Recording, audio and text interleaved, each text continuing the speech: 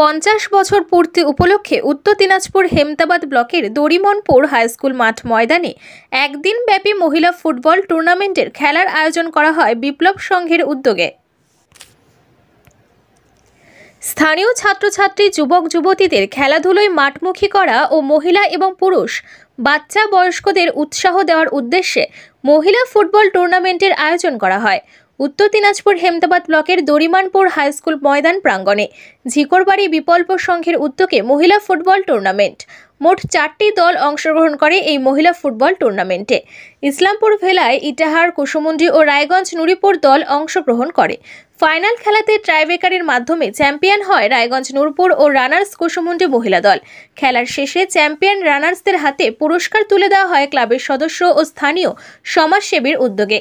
প্রধান অতিথি হিসেবে উপস্থিত ছিলেন হেমতাবাদ পঞ্চায়েত সমিতির সভাপতি শম্ভু রায়, স্কুলের শিক্ষক সহ স্থানীয় সমাজসেবী, ক্লাবের সদস্য, ছাত্র ছাত্রী, যুবক যুবতী, মহিলা পুরুষ, বাচ্চা বয়স্ক সহ কয়েক হাজার দর্শক। এই মহিলা ফুটবল দেখার জন্য স্থানীয় ওই এলাকার মহিলারা মহিলা ফুটবল টুর্নামেন্ট দেখার জন্য ভিড় জমায়।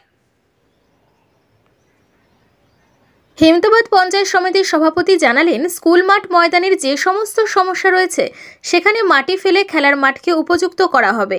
দড়িমনপুর হাইস্কুল মাঠ ময়দানের অনেক জায়গায় উঁচু নিচু, খেলার অযোগ্য হয়ে গিয়েছে এবং যেখানে সেখানে জল জমে যায়। এ নিয়ে স্থানীয় বাসিন্দা ও স্কুলের পক্ষ থেকে জানানো হয়েছিল হেমতাবাদ পঞ্চায়েত সমিতির সভাপতিকে সমস্যা সমাধানের জন্য।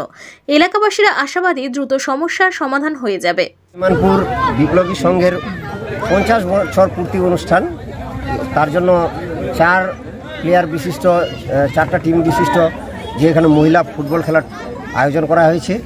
এখানে প্রচুর পরিমাণে জনসাধারণ এবং পার্শ্ববর্তী স্কুল শিক্ষক থেকে শুরু করে শিক্ষিকা সকলেই মিলে এই খেলার সহযোগিতা করেছেন এবং খুব আনন্দদায়ক একটা খেলা। এই খেলায় প্রচুর জনসাধারণ খুব আনন্দ উপভোগ করেছে।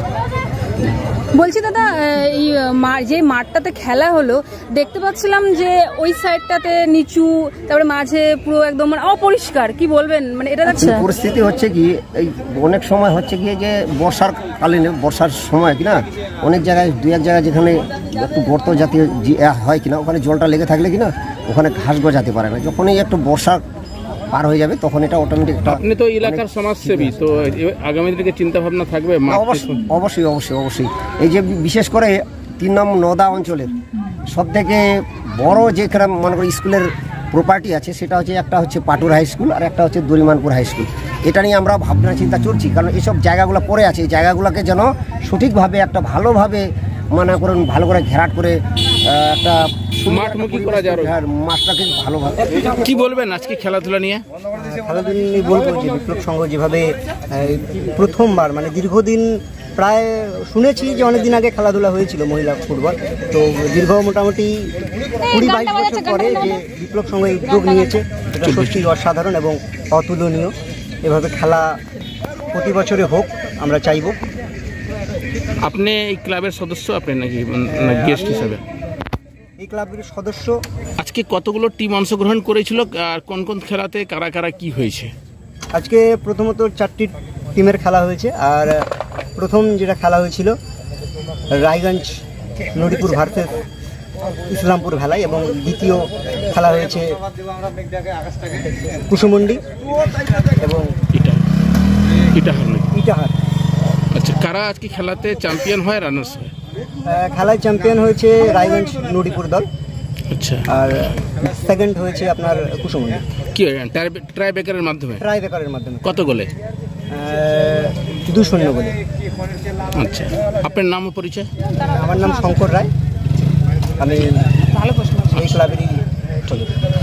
কেন এই ধরনের খেলা উদ্যোগ নিলেন আপনারা? দেখুন, এই মাঠে আমাদের মানে প্রতি সিজনে, এর আগে গত 3-4 বার খেলা হয়ে গেছে, ছেলেদের খেলা হয়ে গেছে, অনেক রকম খেলা হয়, ক্রিকেট খেলা।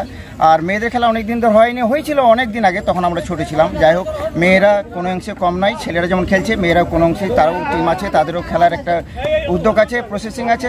সেই প্রসেসিংয়ে আমরা মহিলা টিমকে। কোথায় থেকে টিম আসছে এখানে? এটা এসেছে ইটাহার থেকে এসেছে, কুসমুন্ডি থেকে এসেছে, একটা ইসলামপুর ভেলাই থেকে এসেছে, আর একটা রায়গঞ্জ থেকে। কটি দলের খেলা হলো? 4টি টিমের খেলা হয়েছে। কোন দল সেমিফাইনালে, ফাইনালে?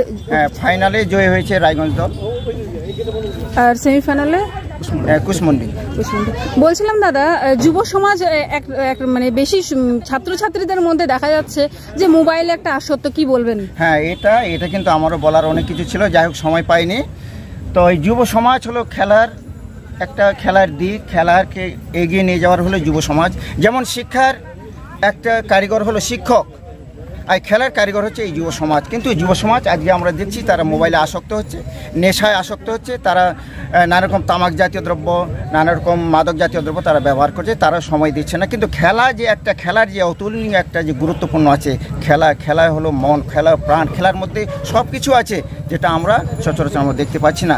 তাই যুব সমাজকে আমরা এগিয়ে আনার চেষ্টা করছি, যাতে তারা প্রতিনিয়ত এই ক্রিয়া সংস্কৃতির সঙ্গে তাদের একটা কী বলবো রুটিনের মাধ্যমে রাখে, দেহকে সুস্থ সবল এবং স্বাস্থ্যই যে সম্পদ সেটা খেলার মধ্যেই আছে। যুব সমাজ যে নেশার মধ্যে বা মোবাইলমুখী হচ্ছে, এর অভিভাবকদেরও ব্যর্থতা রয়েছে এটা নিয়ে। হ্যাঁ, ব্যর্থতা রয়েছে, তবে যুব সমাজকে বেশি বলবো। তাই যুব সমাজ যদি বুঝে যে খেলার সংস্কৃতির মধ্যে যেটা প্রাণ আছে, যেটা ভালোবাসা আছে, খেলার মধ্যে যেটা একটা মহামিলন আছে, খেলার মধ্যে যে একটা দাম আছে, এর যে গুরুত্ব অপরিসীম, সেটা তাদেরকে বোঝাতে হবে।